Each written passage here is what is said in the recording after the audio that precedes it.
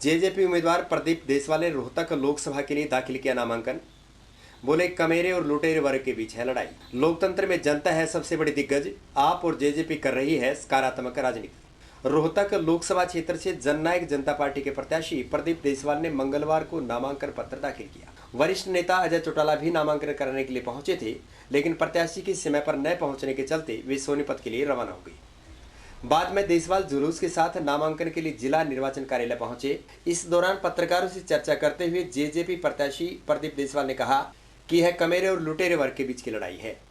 एक सवाल के जवाब में उन्होंने कहा कि लोकतंत्र में जनता ही सबसे बड़ी दिग्गज है।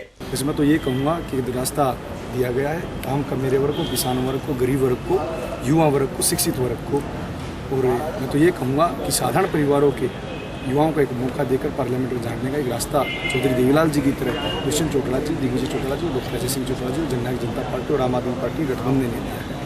और जरूर मैं मानकर चलूँगा ये कमेरे वर्ग की लुटेरे वर्ग के साथ लड़ाई है। और अब की बार कमेरा वर्ग अपने योग्य, कर्मठ, मेहनती प्रतिनिधि चुनकर पार्लियामेंट भेजेगा और देश को कुशल नेतृत्व प्रदान करेगा। लोकतंत्र में कोई दिग्गज नहीं होता, लोकतंत्र में जनता सबसे बड़ी दिग्गज होती है, वोटर सबसे बड़ा दिग्गज होता है। और आज आपने देख भी लिया होगा कमेरा वर्ग किस तरह कंधे से कंधा मिलाकर पूरे जोश के साथ आज नामांकन भरवाने के लिए आया था। एक एक वोट उतना ही कीमती है जितना किसी प्रधानमंत्री, मुख्यमंत्री, धनाढ़ परिवार का, अंबानी का या अडानी का है। वोट की कीमत सबकी बराबर है।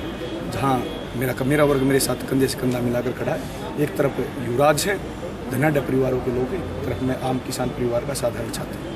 भूपेंद्र सिंह हुड्डा का बस चले तो हरियाणा प्रदेश नहीं, भारतवर्ष से तमाम राजनीतिक पार्टियों और तमाम राजनेताओं को खत्म कर दे, परंतु किसी का बस थोड़ा ही ना चलता है। लोकतंत्र में, डेमोक्रेसी में तो जनता ही जनार्दन होती है, जनता ही मसीहा होती है, जनता ही निर्णायक होती है।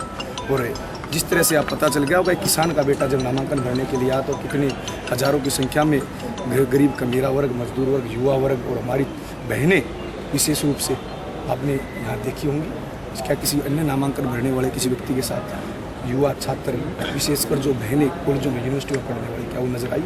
आप इसका जवाब खुद ही अपने आप से पूछिए। देखिए, दोनों ही पार्टियां सकारात्मक राजनीति करने वाली पार्टियां, विकास के मुद्दे पर आगे बढ़ने वाली पार्टियां हैं।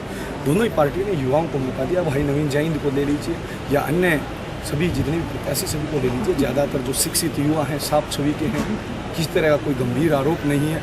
और संघर्ष करने वाले लोग, जो कमेरे वर्ग की आवाज़ को बुलंद करने वाले लोग हैं, उनको अवसर दिया है। और एक तरफ जो राष्ट्रीय पार्टियां हैं, भारतीय जनता पार्टी हो, कांग्रेस पार्टी हो, धनाढ़ परिवारों को, पूंजीपति घरानों को, राजनीतिक घरानों को टिकट देते हैं, वहीं आम परिवारों को टिकट देकर इस गठबंधन ने सिद्ध कर दिया है कि कमेरा वर्ग पार्लियामेंट पहुंचेगा और प्रदेश की सभी समस्याओं का समाधान कराएगा। जो महापुरुष होते हैं वो किसी की जागीर नहीं होती। चौधरी देवीलाल पूरे भारतवर्ष के किसानों के, गरीब के, कमेरे के, मेहनती हर व्यक्ति के आदर्श थे, उनके मसीहा थे और आज भी उनको भगवान के बराबर मानते हैं। और हरियाणा प्रदेश की जनता तो उनको पूजने का काम करती है।